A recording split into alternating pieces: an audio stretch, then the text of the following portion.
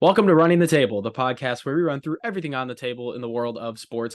And we're continuing our whip around the NFL, previewing each one of the divisions as this early season gets going. Next up, we have the AFC South. Tim, are you ready to go? Let's run it. Let's do it. Starting with the Houston Texans, who they sucked last year. And two major things happened because of it. A, they cleaned house. B, starting from scratch. Brand new rebuild, starting with a new head coach in Niners defensive coordinator DeMeco Ryans, former player for the Texans, team captain. He's going to take a shot at being a first-time head coach. And with that, he got supplied with a lot of draft capital this year. They had the number 2 overall pick, and then they traded to get the number 3 overall pick and got CJ Stroud and Will Anderson. And that'll complement a young team whose stars are going to be tasked with a lot of responsibility earlier. You have the guys that came in and they contributed last year, such as Derek Stingley and Jalen Petre. So the Texans are starting their rebuild, and the direction that this heads, it's going to be very telling this year, in my opinion. Yeah, I totally agree. I think they are a team with a lot of individual young talented guys. I can't call them a talented roster yet, though. The problem is they still have way too many holes around and a whole lot that's still unproven. I mean, CJ Stroud has to come in and prove that, maybe not this year, because again, I mean, rookie quarterbacks, they don't have a history of, coming in and shocking the world most of the time. I'm not a test taker. He is not, but we'll see if he can be a football player on this roster. But they've got a lot of guys, like you talk about Damian Pierce, how he stepped up. You already mentioned Jalen Petre and Derek Stingley on that defense. They've got a lot of talent at individual positions, but I just feel like this year is not going to be the year where we see a significant jump yet. I don't think they have, the right mesh of pieces yet. They have too many holes to fill still. I don't know if the defensive head coach is really going to allow their offense to prosper very much. I mean, I do think their defense should continue to improve. Obviously, you talk about with the addition of Will Anderson and those young guys who have done, very well last year and should only get better. But I don't know. For me, it just feels like there's not going to be enough going on. That receiving core is still, I mean, technically your wide receiver 1 is Robert Woods. I'll be very happy to see John Mechie out on the field and see what he's able to do. But at the same time, it's like there's just not enough going on for me to really trust in this team that much. So I'm banking on a little bit more of the poor start and kind of embracing it a little bit. I hope they continue to give DeMeco Ryans a chance in the future, but I don't think this year is going to be too much of a jump for him. Well, they can't really embrace the tank because the Cardinals own their first round pick. And if they're bad, then that's just more ammo for the Cardinals. There's more ammo for the Cardinals to stock up on. It's like there's no purpose for the Panthers to be bad, because if the Panthers are bad, then that just helps the Bears and it does nothing for them. But the Texans have kind of done this thing where they draft young talent with like multiple first round picks or in like day 1, day 2 picks. And then they sign a metric truckload of free agent veterans at literally every position. They just find these bargain bin guys that are like borderline bench pieces that'll start for the Texans. Case Keenum? Dude, Case Keenum went to an NFC championship game, okay? Case Keenum is actually not that bad in the right situation. I don't think he'd be very good with this Texans team, but he has proven that he can. The only way Case Keenum is getting in is if CJ Stroud gets hurt. Like, this is going to be CJ Stroud's team. If CJ Stroud struggles, he's going to be put in. You would be stupid to pull the plug on that because you need the kid to do poorly in order to develop. You have to forge him by fire. I mean, he's not going to get better way around it. Yeah, he's not going to get better by sitting behind Case Keenum. I think he really just needs to go see, what he can do, what his baseline is, and then find where that growth is going to come from. whether it be, making better reads, making better decisions, throwing the ball more accurately, anything like that. But I don't expect, a superstar season out of CJ Stroud, No. year one. He's not in the right situation for that. Most of these rookie quarterbacks are not. That's kind of how it ends up. When you get drafted to a team, especially at a high draft pick, they're not in a very good situation. So he's gonna have to deal with, the aftermath of that. But I think they're on the right path. I like some of the clean slating they did. Kind of, because you have Again, them being worse than last year. Yes, but I'm looking long term. I'm not looking right now. I It's like a the marathon, individual not a guys sprint. and the way that they can grow and build around those guys. If they continue to pick well, which I think overall, I think they did this past draft, and whatever, picks they end up with, we'll see where that ends up for them in this upcoming draft after this year. But I do think they are moving in the right direction in terms of building a roster. But the success is not going to come this year in my mind. The thing that I'm most interested about with Houston is that offense. You did say the defensive head coach where the defense should be better, and I generally agree with that. It's how is CJ Stroud going to mesh with his young weapons, especially John Mechie and Tank Dell, who both of those guys could be very interesting. I'm almost banking on Tank Dell emerging as the wide receiver one in this offense. Really? I think that will happen. These guys that generally have that chip on their shoulder, I see a lot of Amon-Ra St. Brown and Tank Dell, just mentality wise. And when was Tank Dell drafted?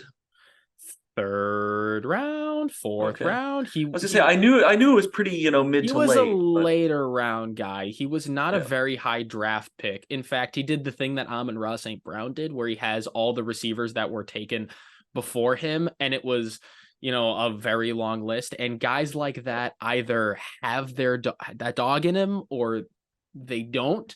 And I remember looking at Amon-Ra St. Brown after that draft and going, this Amon-Ra St. Brown kid might be all right. And I regret not jumping that immediately. I need to trust my gut more with these things, because you're also talking to the guy that not only drafted Amon-Ra St. Brown super late and released him, but did a drop and re-add thing with Justin Jefferson his rookie season.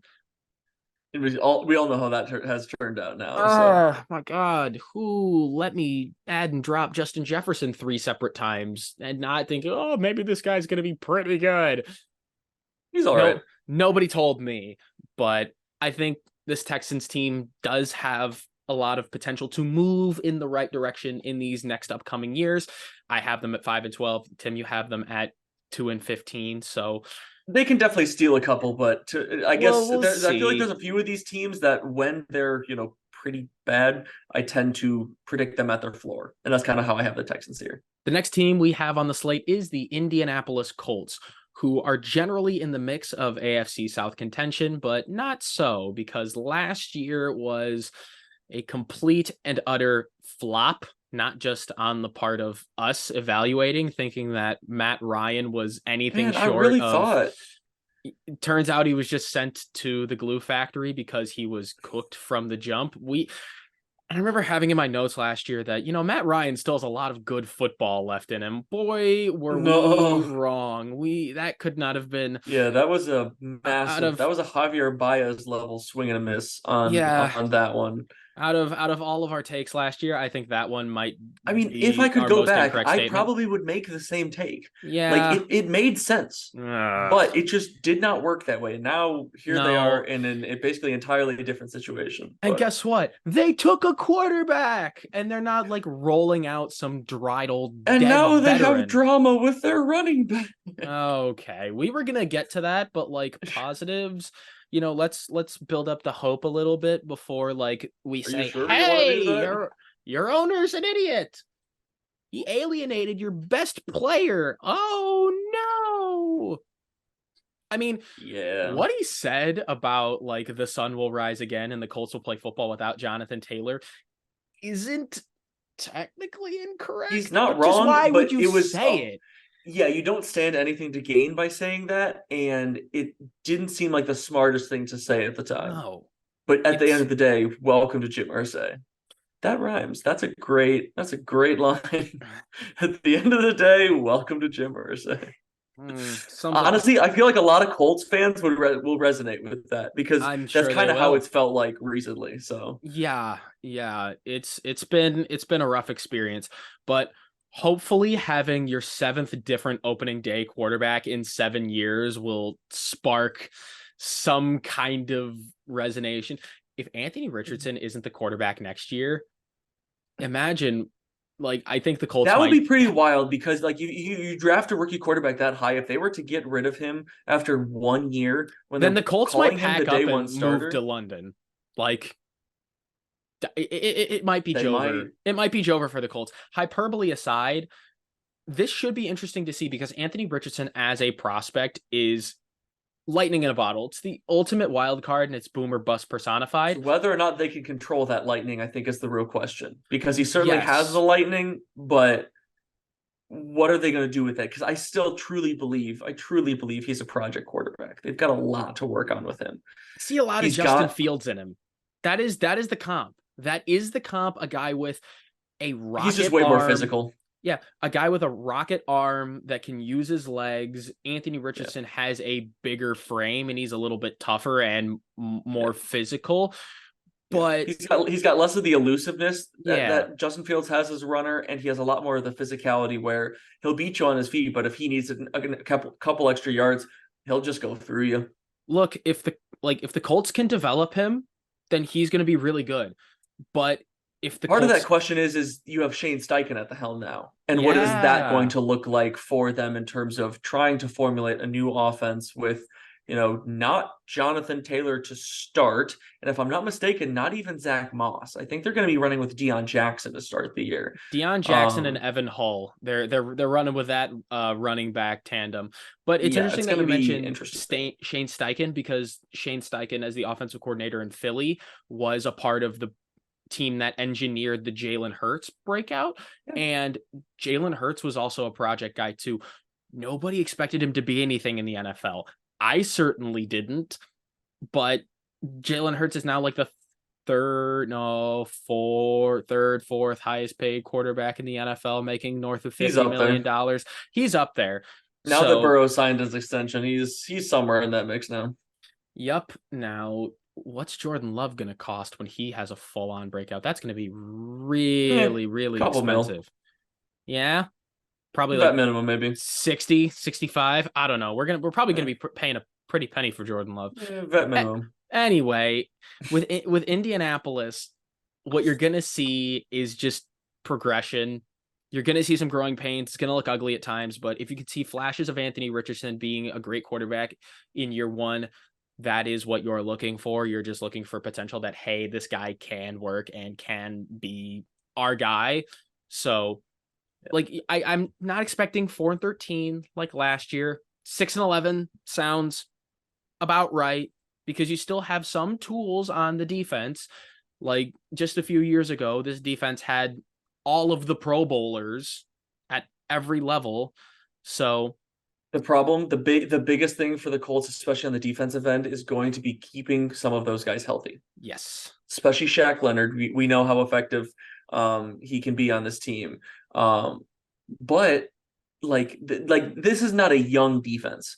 So that's one of the things where it's like you've got a lot of guys that are older or You do. You aging, have and veteran leadership with guys like yeah, DeForest Buckner, guys like Shaq Leonard, and you have guys that can play at a high level, such as a Kenny Moore or a Julian Blackman, or like if you get a guy like Grover Stewart or Zaire Franklin to have a Pro Bowl breakout season, I can see that yeah. happening. They've got the guys to A fill the healthy gaps and be a defense yeah. should be a bright spot. For sure. And I think that will be the one thing that they need to try to take some weight off of this offense that will have a lot of questions and will have a lot of, in and out. Where will Jonathan Taylor fit Look, in when he gets back? You've got yeah, Anthony Richardson. What are they going to try to do this with essentially working to his strengths and not, trying to make mhm. him do too much?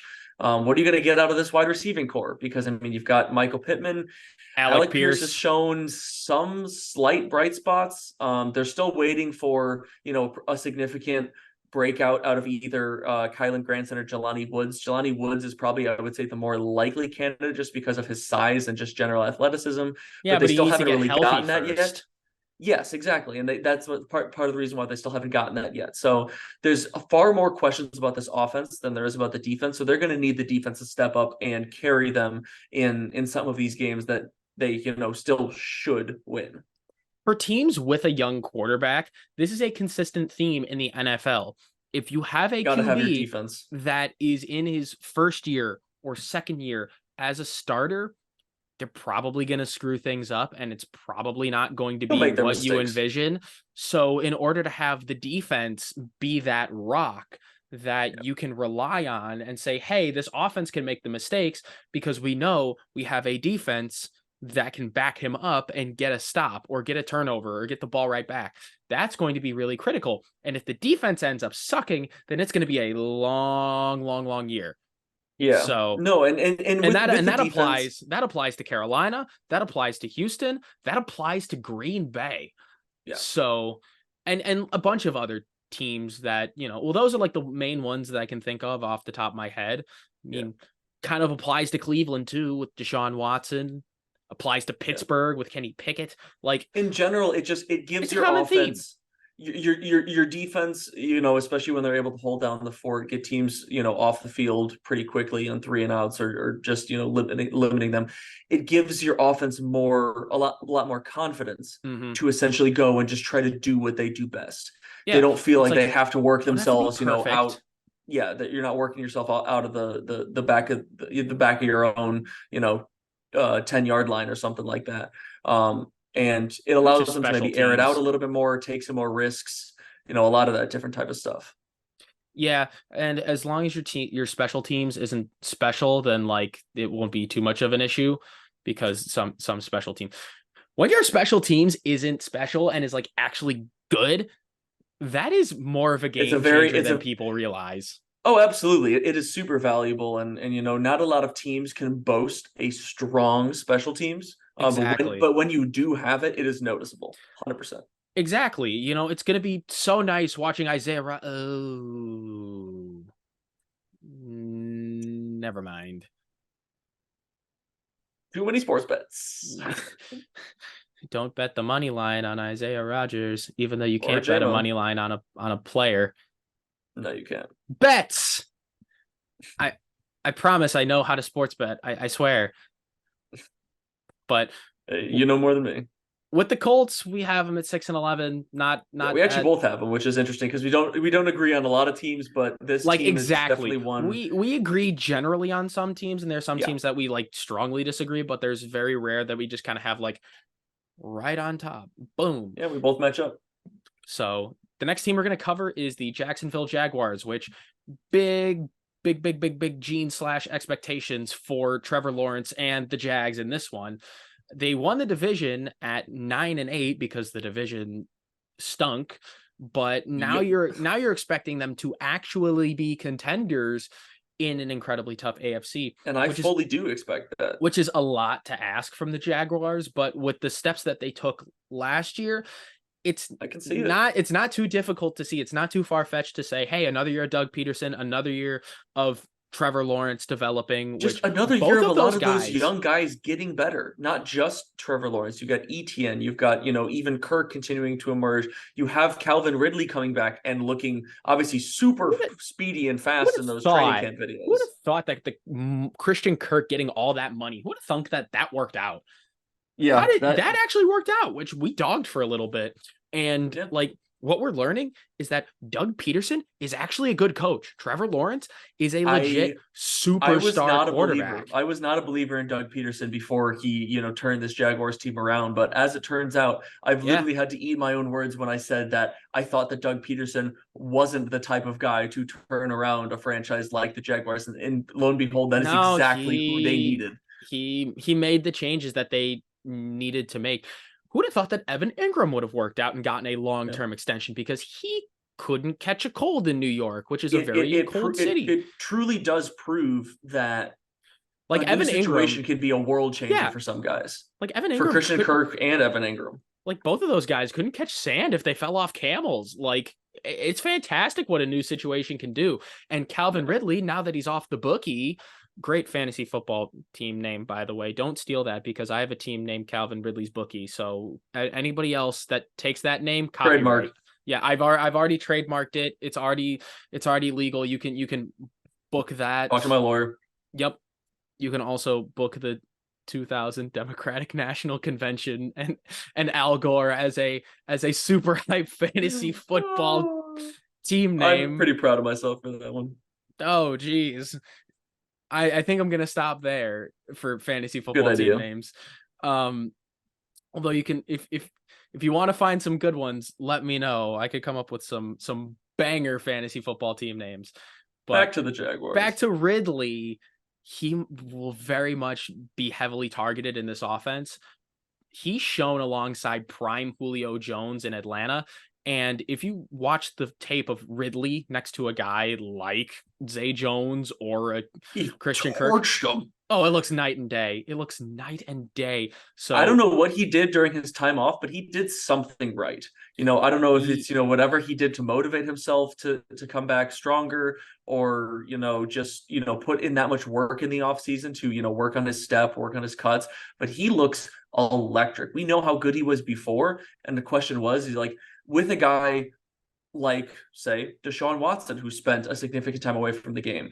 Now, all of a sudden, what version of that guy you're going to get back? And right now, it's looking like the complete opposite of what we saw from Deshaun Watson coming back. Ridley looked like he is primed and ready to go in this offense that already looked pretty solid last year. And just based on having him on the roster, added an elite weapon going into the season. Calvin Ridley found Jesus. Hey, if that's what it takes, man, all power to him. I'm happy for the guy, whatever it takes. Cannot confirm that Calvin Ridley actually found Jesus. It wouldn't if you're looking for him. Walk on water. Now, do it. Do it. Go. Water. Walk. Oh my goodness, he's Jesus. Oh, there he goes. Okay, bye Tim. Bye Jesus. Bye Tim. Yeah, call me by my name. Thank you. Oh, okay, Soup. Okay, Himotheo Giovanni. The Jags should win this AFC South. I think that is what the expectation Shouldn't be that hard. I got to be honest. Yeah, which it's just a matter of how good do they look in the process, and how many games do they win? I don't think I actually don't have them dropping a game in division. They're one of the few teams that I actually have going 6-0 in division.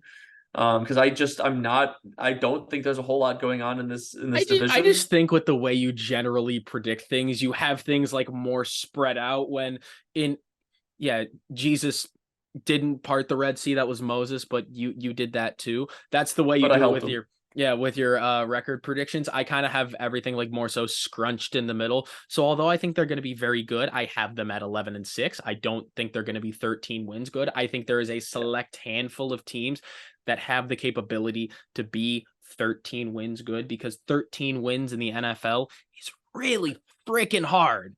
It is, but a lot of the guys that they have and the additions that they've made in terms of, I only see them getting better.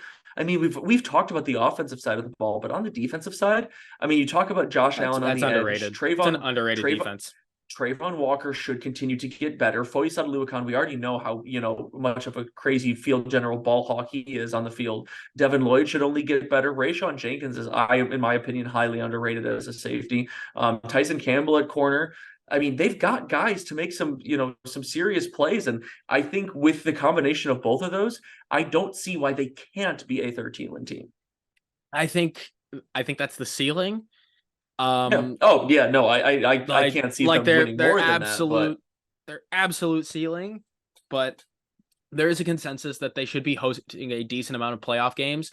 And I mean, who knows? Conference championship. But we're setting the bar very, very high in Jacksonville. And the last time that the bar was set that high in Jacksonville, things happened to where it didn't end so well. Fell apart. But that was just because of the mesh of personalities, and also the control at the top didn't really. When you have military Tom Coughlin running your team as an executive and even sometimes at your coach. You have league officials telling free agents not to sign with Jacksonville because the culture is so bad. Yes, that actually that's tough. This is a different look Jaguars, so I hardly see that I like happening. what I see. I'm excited to watch them.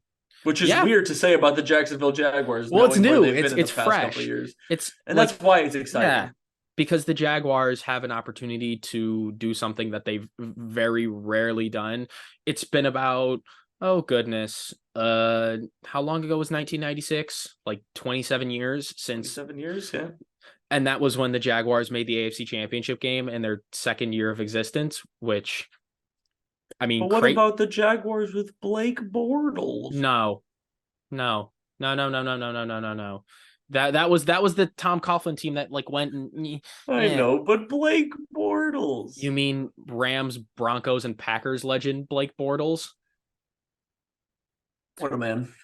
We have one more team to go through, so we're gonna run through the Tennessee Titans. And if there's a team that's just kind of like on the edge of a cliff, staring out into the abyss, going, what the heck is next?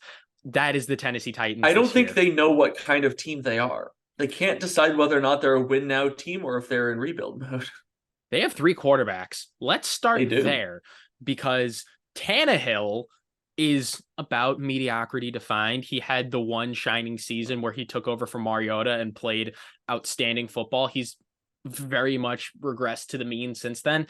And in back-to-back years, you spend day 2 picks on project quarterbacks in Malik Willis and Will Levis, which that is an interesting quarterback room if you're the Tennessee Titans. They're having a mid-off. I don't even say that. I think that's a little bit nice to say. I mean, I don't know if there's much to be excited about offensively. You have your quarterback, whichever one you want to go. Excited, but compared to last year, there's at least more. DeAndre Hopkins, and that's about it. Which is that's an interesting life decision, not just career decision, life decision for DeAndre Hopkins. Yeah, in terms of him signing with the poor retirement home for legendary or high end wide receivers. He's not the first to go to the Titans and likely end his career there on a sour note. Yeah, not just Julio Jones. Andre Johnson also comes to mind. Randy Moss had a short, weird stint with the Titans. So I don't know what it is about Tennessee that attracts these aging wide receivers that are just trying to find some time here. But I truly do believe that DeAndre Hopkins has enough, in the tank to bring this offense back to, somewhat mediocrity, more than what they were last year. Because last year they struggled, not only because they didn't really have much at the wide receiver position, but also because Tannehill was injured so much. So they were, trying to figure out what the heck to do. The big thing is going to be trying to keep Tannehill healthy, because he is a good enough quarterback when he is healthy that they will win some games and that they will not be, one of the bottom 5 teams in the league. If they can't keep him healthy and you got to try to see what you could do with Malik Willis and Will Levis, then all the cards are on the table. You have no idea what's going to happen. Then we might hit the panic button, and just because I'm sure there are Tennessee fans that think they're in a lot better position that they're in, and I'm sure there is some positive way to spin this. I'm just not quite sure what that is. And we didn't even mention the 2 saving graces for the Titans. I was gonna say, you still got Derrick Henry. He refuses to go down. He's still going. How much? We've been saying it for like the last 3 years, though. How much good football does Derrick Henry have left in the tank? And I give him a lot of credit. He's managed to hold up for the most part, other than that foot injury that he sustained 2 years ago. He's been relatively healthy. He's been like the one constant. For being the type of massive power back that he is, that takes so many hits on his type of workload, it has been impressive to see how long he's been able to stay healthy and still work at that kind of level. It's impressive, and I think it's what's going to land him in the Hall of Fame.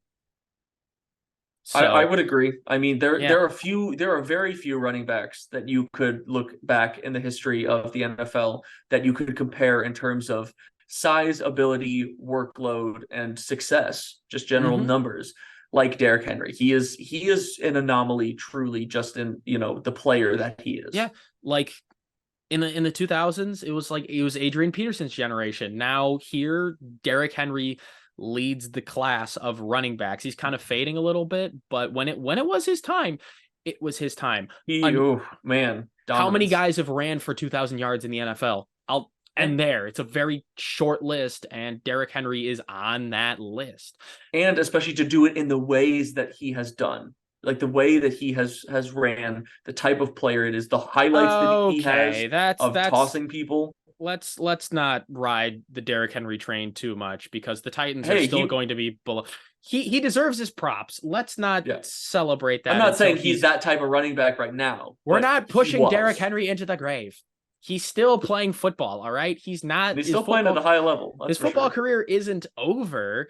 The other saving grace for the Titans, though, is Mike Vrabel, and that's why they're not going to be a bottom 5 team. That's why they have a real second place shot in this division, even at like 7-10 and 6-11 as we have them. Mike Vrabel is an excellent coach. He keeps this defense better than it should be, because if you look at that personnel on the defense, you kind of go, that should be a mediocre defense, but Mike Vrabel coaches them because he's so smart and so cerebral to an above average defense. And he'll coach them to a few more wins than they should theoretically get. Yeah, big thing for that defense is they need that defensive line to stay healthy. Danico Autry has been in and out with injuries. So has Jeffrey Simmons. Harold Landry is the one. He's coming off of the big injury, hasn't he? I think he was the one that had a significant injury last year. That's going to be... either way, he got paid the big bucks. So Harold Landry is going to need to be that field general. He needs to live up to it. Yeah. Absolutely. So, and there's the secondary. They've got some guys. I mean, Caleb Farley, Kevin Byard, Amani Hooker. Like there's some Farley needs to stay healthy. Farley's track record of injury carried right on over to the NFL. Yeah, that we mentioned that was an issue for him, and sadly I was big goofy saying that the Packers should have drafted him. That just would have been another injury. Instead of Caleb Farley being our injured corner, we got Eric Stokes. Stokes go fast, baby. Yeah, I think the injuries are going to be the big difference between whether this defense is successful or patchy. Yeah. Is there anything else we have to say about the Tennessee Titans? Are we good? I mean, I feel like they're a team that has a pretty significant range. I feel like their ceiling could put them near 500, but if things go wrong and the wrong things go wrong, they could be pretty darn bad. But we both have them, around. Yeah. What are the odds that things completely fall off the rails and the Titans end up with a first overall pick? Do they take Caleb Williams and have a QB room of if they have a QB room of Tannehill, Levis, Willis, and Caleb Williams, or Drake May or something? What a wacky world that would be. But that's all we get. Insane. Yeah, that's all we got for our AFC South preview. If you haven't seen the other episodes recapping the other divisions, go watch that. If you want more of us, we're available mainly on YouTube, but we're on all podcast platforms, so you can listen to us there. We have a ton of other sports content coming from the past and in the future. So if you want more from us, like and subscribe. And until next time, we out.